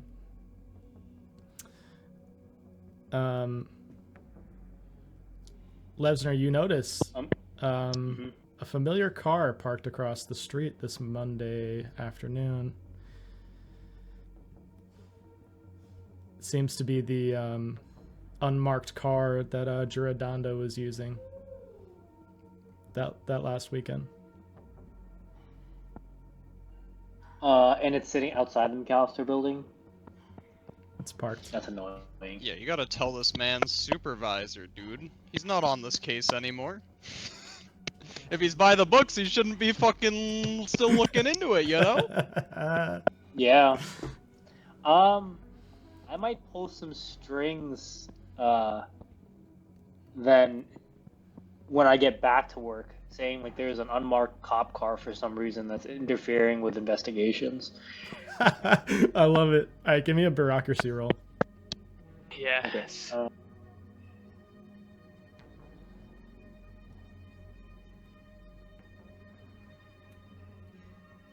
No. Failure. Tell me about it when I get there. I'll give it a shot. My God, I'm failing everything. Holy shit. Yeah, so you... I have 3 failures this session. Yeah, so basically, well, you get it checked off at least, which is good. Basically, you don't know anyone at NYPD that could, like, pull strings like that. You know a lot of FBI people, Oh, but not a lot of city police. Yeah, no, But no, I mean, no, like, I'm FBI has saying I'm going jurisdiction through over this case, I'm though, going right? through FBI to basically say, hey, there's some like local cop that's interfering with our case. So I'm not going through the police department. I'm going I through mean, like you our you also channels. could just like confront the guy if it comes down to it, because the FBI does currently have jurisdiction over this Well, that's what case. yeah. Yeah. I haven't met Giordanda yet, right? Yeah, I'm gonna say the failure is just like jurisdictionally, you know, you're in kind of a gray zone. Like he's not directly interfering. So if you were to call people here, call more attention to this case when Marcus is trying to bury it, it could be like a dumpster fire. Okay, that's fair. That's fair. Because they could be like, what are all these contractors doing here with you? I want to see their 1As, which are like their background clearances and paperwork, which Marcus is trying to bury into the subfiles currently as you guys are doing this. So it could, you know, compound if it's not done correctly. So, you know, you're probably going to have to deal with this guy somehow. Unless you wanted to just like draw all the shades and just like try to obscure yourself as much as possible. I will go in like I have not seen the car. I will discuss with the rest of the team, and then I can confront him because I don't know what McGee's plan with Giordanda is. But if I just flash my badge at him and be like, "Hey, what are you doing here?" Yeah, tap on his car window or something. Yeah, he lowers his window. And he flashes his own badge. He's like, Detective Giordanda. Who are you? Are you the case officer on this? One of them. I'm pretty sure we took this away from local PD. Why are you here? This is still my case. I'm not just gonna disappear into thin air because you alphabet boys tell me so. Wow, someone's a little pissy. Seems like you're not as by the books as they say. I'm gonna give you Who this. said I was by the books? As I know some folks. You're not the Yeah? only one that's been in the Who do you- business long enough. Who do you know? Above your pay grade. It'll be a warning. Don't come too close. And I just walk away. That was sick. And you see me Fucking put big like time. I specifically was had my blazer in my hand, but you see like him don the FBI blazer, like above your pay grade. Literally just was like, brother, you're local PD. What are you doing? Brother. I love it. Yeah, why don't you give me a law check? I'm just gonna see if you can like. Oh Jesus Christ! If this, Yeah, I'm gonna keep see. making some checks, Ryan. I'm gonna see if this is more like effective because it's telling him off, or because you're gonna scare him off with the law a little bit. I am the law. Okay, hold I on. am My the law. page isn't loading. Can you Yeah. roll it? I'll roll it for you. Success. Hey, Oh, we let's just needed that. go! We just needed that Nice. GM touch. Yeah, he's just like, all right, buddy. I'll give you all the space you need. You and your guys. Tell McGee I said hello. And he turns the wheel, backs up, and drives down the street. I snagged the license plate number. Okay, you get it. I'll pencil it down and put probably Jack or someone else. Basically watch him. I love it. Oh, it's so shady. Okay.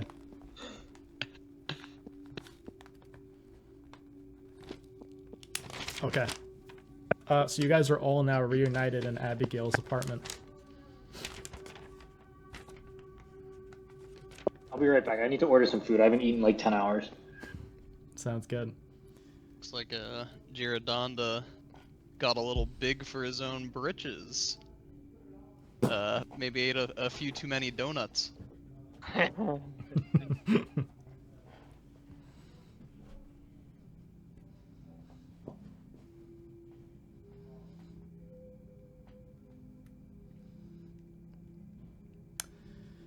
So yeah, do you guys get to work? Do you speak beforehand about sort of share information, or how do you want to go about this? Yeah, I think So I'm running late. McGee is gonna give the rundown of like, oh, this is how he's been going about cataloging. Like even though again he's been doing it really slowly, but at least he's been doing it methodically. So it shouldn't be like too much chaos. Like he's very regimented and like tackling section by section.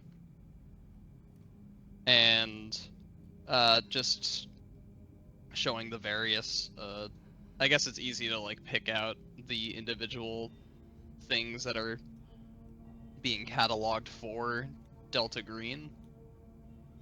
Right? So there's what do I have? Sorry, I have so many notes. I need to start taking notes per like create new docs per session, or at least create session like like headers in my Google Doc. Okay, we got the airline ticket from the future. We have a map uh, of the hotel with like the night floors and uh, kind of like the area that we had actually went to that one session. And then the little piece of torn linen parchment with the occult symbol on it that says person or something else. I don't know if there's a different Sonper. Then there's the camera and photograph. The photograph with the middle-aged couple with their eyes scratched out. And the stationery for the Hotel Bredalbin. With the like basement area labeled and the like point out like the radio, the SCR 300 walkie-talkie, and explain that he heard these potential words being spoken on whatever channel it's on, or frequency it's on.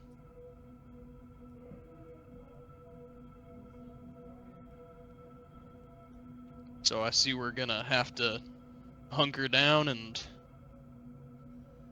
get to work.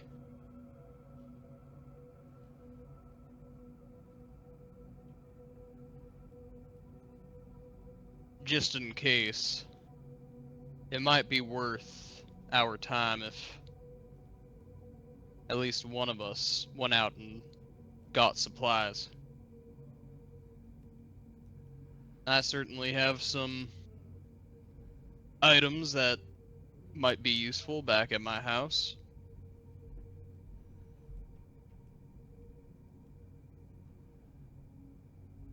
What kind of supplies are you talking about?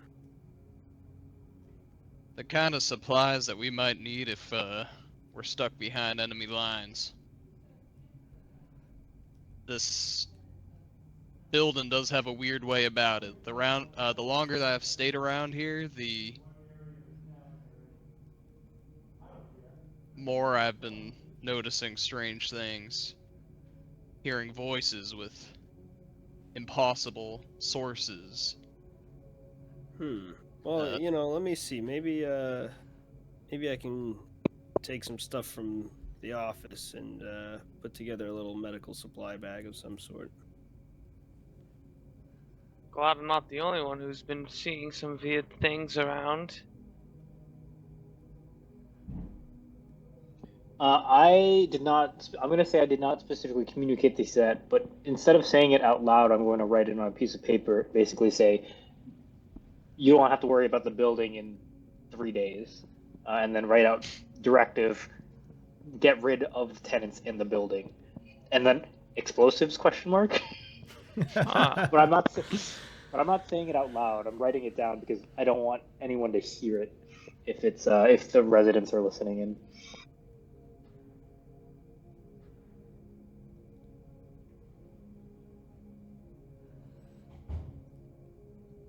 Anyways, I've been needing a bit of a break. I've been here for full day's work today already, so I'm gonna head back to my house, gather some supplies, food, perhaps sleeping bags if necessary,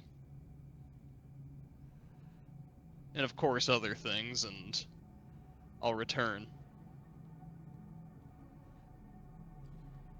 All right. Sounds good. Like I said, I might. I guess this is just a question straight up for you, Tyler. Could I try to put together some type of like medical supply bag that I could use for taking care of us? Yeah, you already have one, I think, Oh, in your alright. inventory. Let me just make sure. Yeah, you have like a first aid kit and rubber gloves. You have a self-applying tourniquet, all that kind of stuff.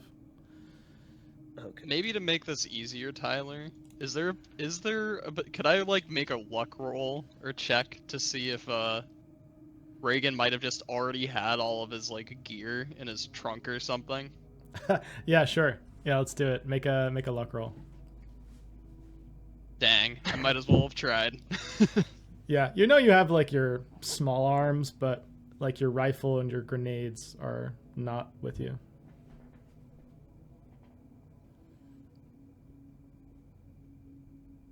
Yeah, I think he's gonna want all of his stuff. And it would help just like bringing food and like means of sleeping True. so that we don't really have to leave this place. So I think that's what he'll do on this shift. Hopefully you guys have, at least one of you guys has better search than Reagan does, because he is... Let's see. Yeah, I mean, I'm happy to give it a shot if we're ready for that. Yeah, so it's currently it's going to be the 2 p.m. to 6 p.m. shift. We'll say that during this time, Reagan will be driving back to his house and then back here, along with stopping at stores to purchase things. Yeah. How do you guys react to Levsner's note to just execute these people and destroy the building?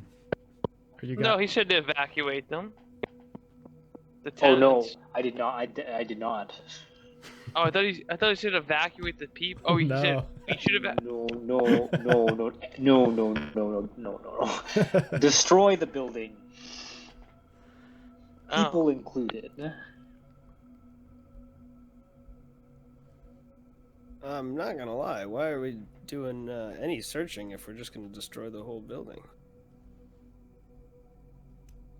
I'd rather just destroy it and get it over with. Yeah, we still need the evidence for the case. So But that's so remember, much more work. we're here to investigate the supernatural. We're not here to just cover it up. So collect the I signed up for the wrong thing. evidence, and then we leave.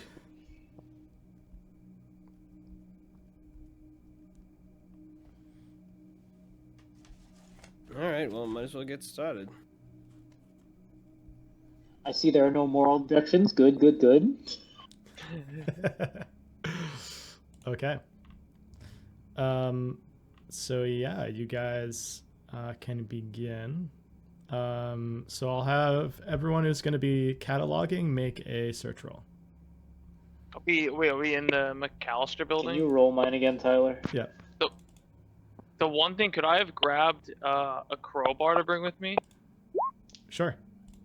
Woo! Tyler's I'm rolling rolling. hot for you. I'm rolling hot for you. Whoa! Oh my god. What does that mean? Oh, that has a meaning. Oh boy. Okay. Wow, See how really puts his glasses on. Oh, this thing right here. What's this over here? Oh, We got another critical. Wow. Oh my god. Let's go. That's we wrap this fucking up before you get back. Yeah, Yeah, we bro, actually what the finish fuck? it when you're gone. You're just That's really bad at this. crazy. That's I'm just crazy. well, I mean, Wow. he's a little slow. That's I was fucking just crazy. Absolutely beating the shit out of these folders. It does have a mechanical benefit to roll a crit, and to roll 2 crits has a doubly good outcome here. So basically, you guys work so efficiently and in tandem with each other that you have cataloged half the contents in one shift. Sheesh. You guys are just like, you have a system that you've developed. You're moving through items really quickly. You give the most brief descriptions possible and just move it on, move it on, move it on, move it on. And you essentially have one of you that's like giving the analytical eye to like, could this be something unnatural? Could this be something normal? But the other two are just cycling very quickly through. You develop this system where each of you writes down the description.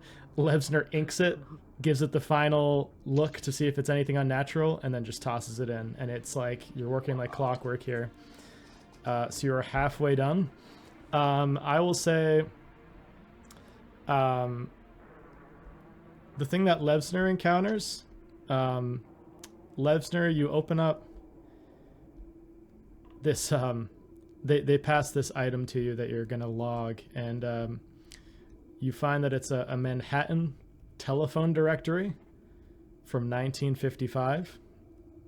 It's an early Yellow Pages, and initially it looks completely normal, but when you open it up, you see someone has gone through and painstakingly crossed out all of the 6s in the phone book with a pen.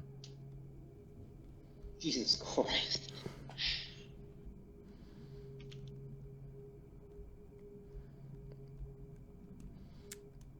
So do you put that in normal evidence or Delta Green evidence? I'm gonna put that in Delta Green evidence. Okay. And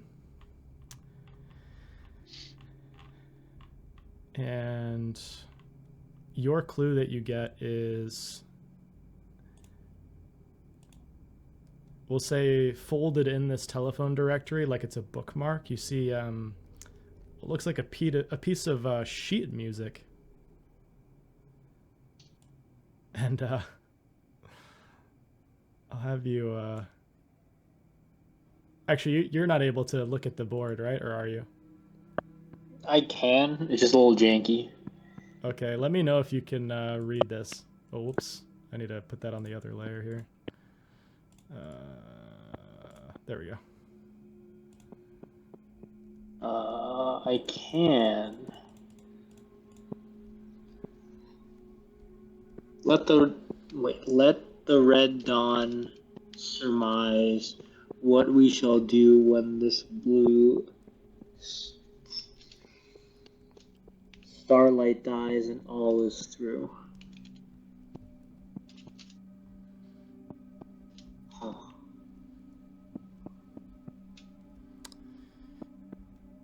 Yeah, it seems like a musical arrangement. Is there a piano in the room? I thought there was, right? There's not. Okay.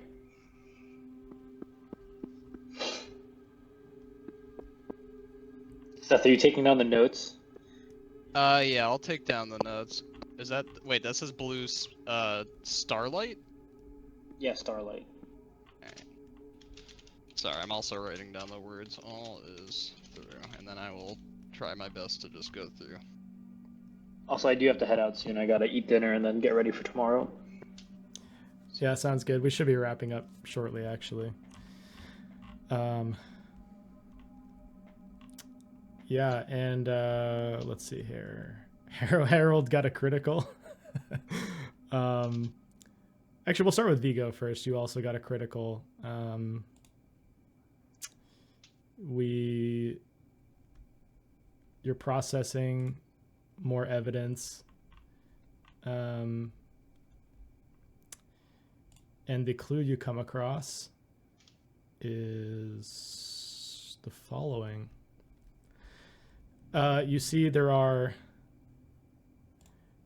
what appear to be napkins from some establishment that appear to have very complex diagrams drawn on them. I'm going to reveal this in a second on your board here.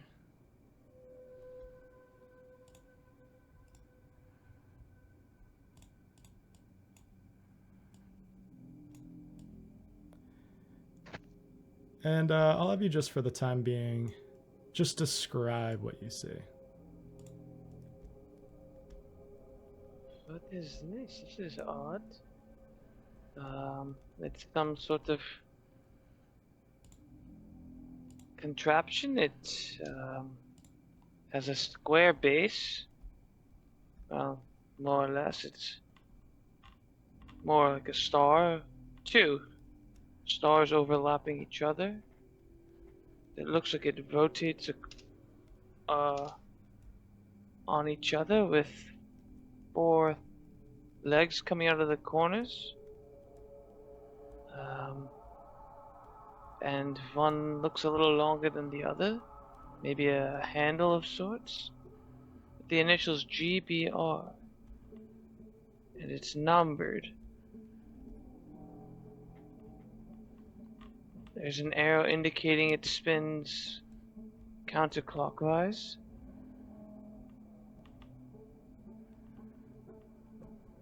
Some sort of mechanical device, although I can't surmise what its purpose could be.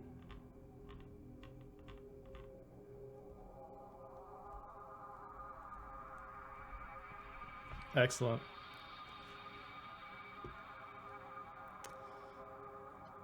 Do you have any, you don't have any craft mechanics, right? I don't think so.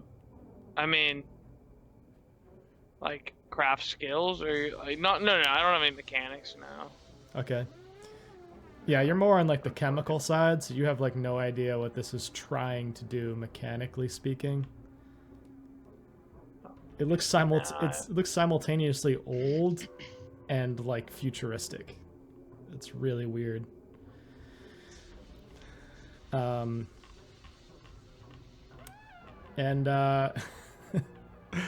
Harold is gonna get the last clue of the shrine. So past this, it's just like cataloging. You find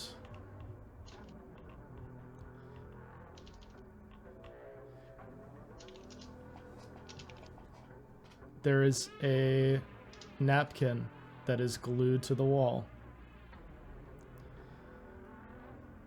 And it looks as though it has something like written on the other side of it, like it's almost bled through, like someone wrote on it with pen.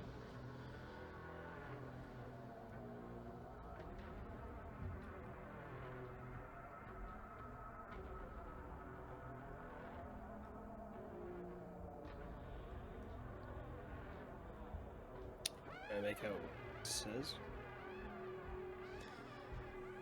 It appears to be some sort of illustrated symbol, but you can't really tell what it is without taking it off the wall.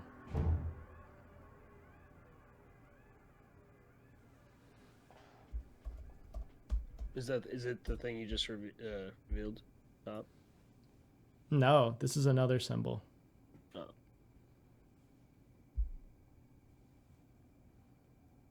Oh. I guess I'll take it off the wall then. Okay. You're overcome by this feeling of subtle melancholy, of anxiety, of paranoia. And we see you looking at this napkin, and we don't actually see what the symbol is, but in your mind, you're like, this looks something like an eye or a dragon. It's swirling in on itself, and it looks to be doing so almost infinitely, seamlessly, like an Ouroboros. And I'm going to have you make a sand check for me.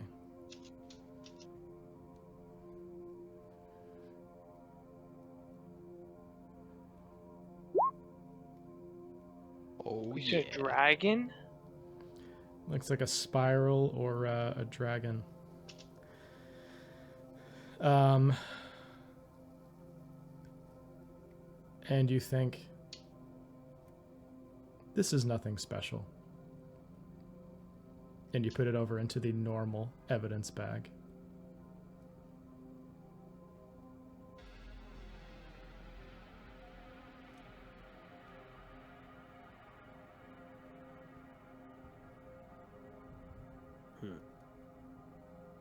I might point it out to Levsner.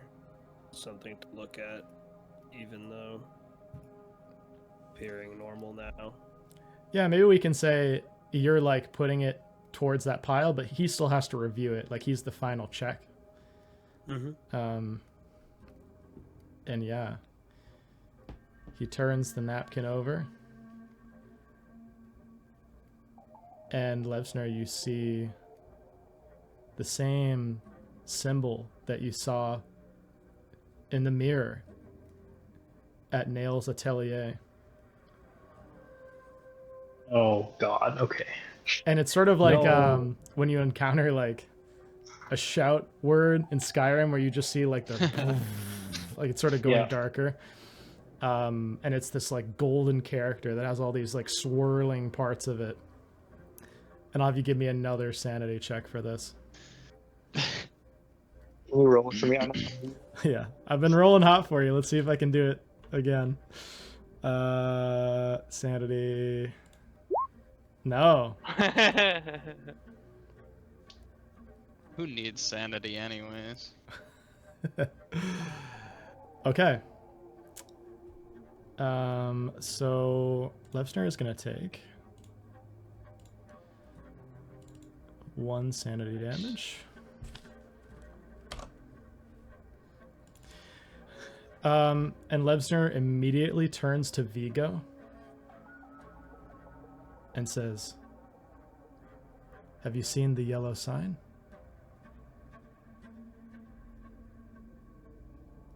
Gesturing to like this symbol that he's looking at. Is it related to the dragon symbol on the cursed book? And you see now he's purposefully showing it to you, and your vision blackens around the edges like you're seeing one of those shout words in Skyrim, and it's just this like serpentine Ouroboros looking symbol that's almost has some edges to it, like it's like branches of a tree. And I'll have you give me a sanity check as well. Oh.